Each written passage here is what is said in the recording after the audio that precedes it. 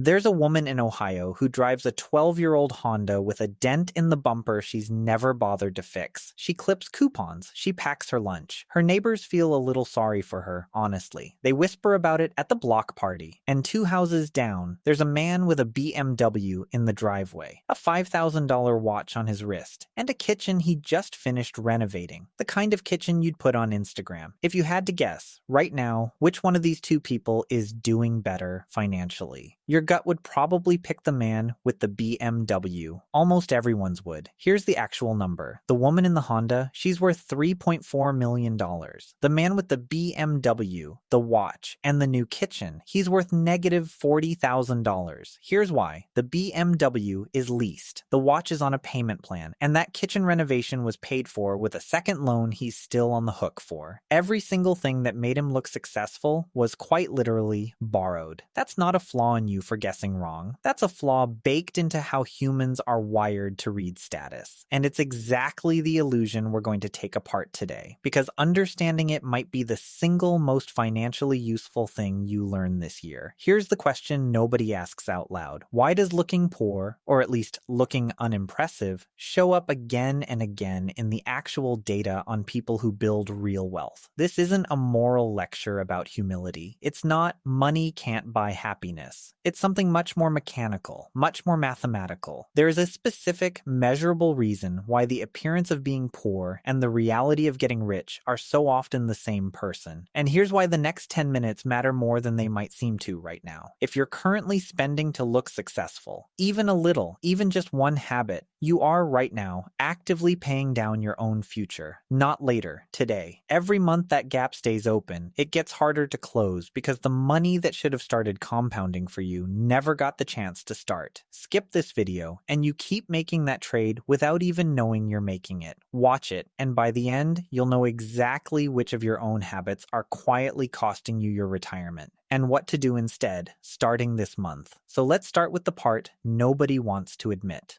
Section 1, the signal you're actually paying for. Spending money on visible things is, at its core, a signal. A nice car doesn't just get you from A to B. It broadcasts something to everyone who sees it. Economists have a dry, almost funny term for this: conspicuous consumption. Thorstein Veblen coined it over a century ago, watching the newly rich of the Gilded Age build houses no family could possibly need, just to prove they could. The uncomfortable part is that this signal is expensive, and it's expensive in a very particular way. It's expensive precisely because other people can't easily fake it. A leased BMW is a weak signal. Anyone can lease one. So to keep signaling, you have to keep spending. The treadmill never stops, because the entire point is staying one step ahead of the people you're signaling to. Meanwhile, the woman in the Honda isn't signaling anything, and that's the whole trick. She's opted out of a very expensive game that most people don't even realize they're playing. Now here's where it gets interesting, and where we need about 90 seconds of your full attention, because this next part is the actual mechanism, not the vibe, the math.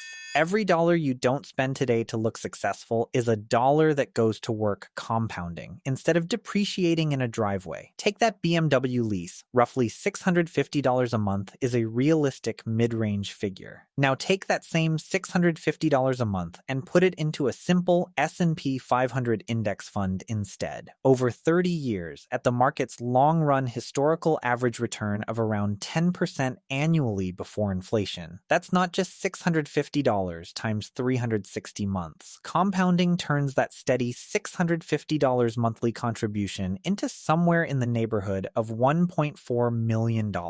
That's the gap. On one side, 30 years of a car that signals wealth you don't have, and at the end of it, nothing. The car's long gone, resold, scrapped, or still owed on. On the other side, 30 years of driving something unremarkable, and at the end of it, financial independence. This is the part people miss, because it doesn't feel dramatic in the moment. Nobody claps for you in the Honda. There's no applause for the version of you that didn't buy the watch. The cost of looking poor is social. Small, constant, almost invisible. The cost of looking rich is financial, and it compounds against you every single year, silently, the same way the woman's investments compound silently for her. And this isn't just a nice story about one woman with a Honda. The government actually surveys thousands of real households on exactly this: their debts, their savings, their spending. And the pattern holds up uncomfortably well. The households with the most money in the bank are usually not the ones with the nicest driveway. It's often the households that look the most successful, the ones with the high income and the least SUV, who are quietly drowning in credit card balances behind closed doors. Looking rich and being rich turn out to be, more often than not, two completely different people. Section 3, the psychology, why the signal never turns off. Here's the thing that makes this so hard to opt out of, even when you know the math. The comparison instinct doesn't switch off once you have money. It just moves the goalposts. I read something a while back that stuck with me. An interview with a genuinely wealthy hedge fund manager, worth 8 figures, who admitted that at his kid's private school pickup line, surrounded by other wealthy parents, he felt like the poorest person there. Not because he was struggling, because the reference group changed. Once you're rich, you're not comparing yourself to the national average anymore. You're comparing yourself to other rich people, and there's always someone with a bigger boat. This is social comparison theory in its purest form, and it explains something important. The feeling of not enough doesn't go away when the numbers get bigger. It's relative, not absolute, which means chasing the feeling of financial security through visible spending is a game with no finish line. You're not competing against a number. You're competing against whoever happens to be standing next to you that week. And look, I'll be honest with you. I'm not writing this from some untouchable high ground. There have been stretches where I've caught myself scrolling, comparing, feeling that little pinch of, should I be doing better than this, over something that, zoomed out, genuinely does not matter. That feeling doesn't fully go away. What changes is realizing it's not a signal you need to act on. So if the spending doesn't buy status that means anything, what does the not spending actually buy you? 3 things, and they compound on each other. First, capital. Every dollar not spent on the appearance of wealth is a dollar available to buy the actual thing: ownership. Index funds, real estate, a stake in a business. And the people who actually win at this aren't the ones picking hot stocks or trying to time the market. It's the boring ones, the ones who set up an automatic contribution years ago and just never touched it, never panicked, never chased the next big thing. Studies that track real investor behavior year after year keep finding the same thing. The do-nothing, stay boring investor almost always beats the one constantly jumping in and out trying to look smart. Second, optionality. This is the one people underestimate the most. When your monthly expenses are low because you never inflated your lifestyle to match your income, you can survive a job loss. You can take the lower paying job that turns into the better career. You can walk away from a bad boss. Money researchers sometimes call this FU money. Crude but accurate. And it's not built by people optimizing for how their life looks from the outside. Third, and this is the quiet one,